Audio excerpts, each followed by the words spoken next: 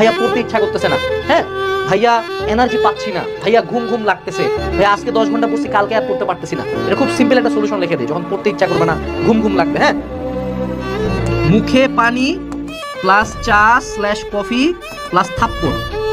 ঠিক আছে, ধরো তোমার একান্ত খুব পড়তে ইচ্ছা হচ্ছে না, আমি যে আইডিয়াটা বলবো এটা শুনে খুব স্টুপিড লাগতে পারে, মনে হতে পারে স্যাডিস্ট মনে হতে পারে, হ্যাঁ কিন্তু this actually works, I have done it myself. আমাকে তুমি পাগল বলতে পারো, বাট আমি তো বোর্ড ফার্স্ট, তুমি তো আমার জন্য ওয়ার্ক করছেন বলতে পারো।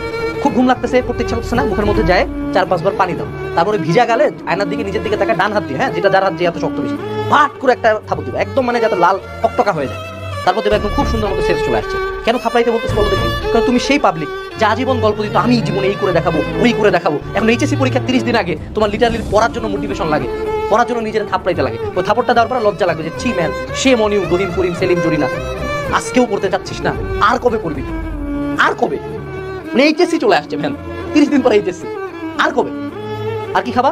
এনার্জির জন্য চা, শেষ, কাজটা করে দেখো দেখবে কামে লাগছে।